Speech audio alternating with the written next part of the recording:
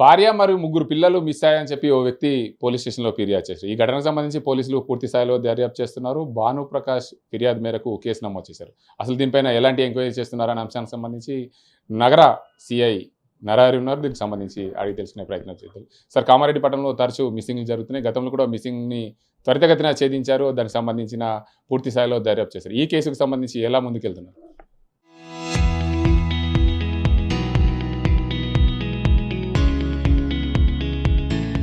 భానుప్రకాష్ అనే వ్యక్తి కామారెడ్డి పోలీస్ స్టేషన్కి వచ్చి తన భార్య మరియు ముగ్గురు పిల్లలు కూడా షాపింగ్ నిమిత్తం కామారెడ్డికి వచ్చి తప్పిపోయారని చెప్పేసి దరఖాస్తు ఇవ్వగా దాని మీద కేసు నమోదు చేసి సుమారుగా 4 టీంలు ఏర్పాటు చేయడం జరిగింది. పట్టణంలో ఉన్నటువంటి సీసీ కెమెరాలన్నింటినీ కూడా గాలి చూస్తూ ఉన్నాము. గాలింపు చర్యలు చేపడుతున్నాం. ఎక్కడున్నా కూడా వాళ్ళని వెంటనే దొరకబట్టి వాళ్ళ కుటుంబ సభ్యులకు అప్పచెప్పడం జరుగుతుంది.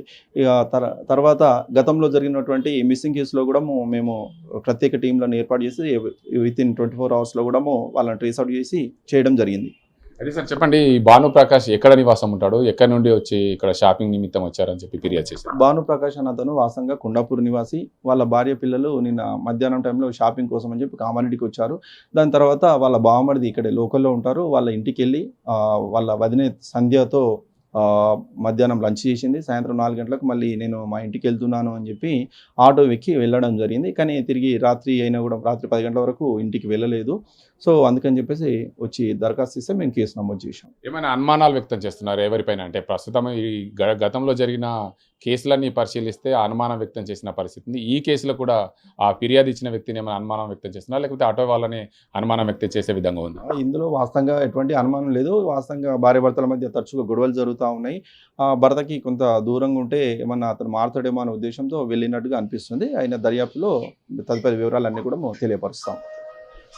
కొండాపూర్ గ్రామానికి చెందిన భానుప్రకాష్ కుటుంబ సభ్యులు భార్య, ముగ్గురు పిల్లలు కామారెడ్డి పట్టణానికి షాపింగ్ నిమిత్తం వచ్చారు. ఇక్కడ షాపింగ్ నిమిత్తం వచ్చిన నేపథ్యంలో మధ్యాహ్నం పూట వారి బంధువుల ఇంట్లో భోజనం చేశారు. అనంతరం సాయంత్రం ఇంటికి వెళ్లే క్రమంలో ఆటోలో వెళ్లారు. ఇంటికి రాకపోవడంతో భానుప్రకాష్ పోలీసులకు ఫిర్యాదు చేశారు. మా భార్య పిల్లలు కామారెడ్డి పట్టణానికి వచ్చి షాపింగ్ చేశారు, ఇంటికి తిరిగి రాలేదని చెప్పారు.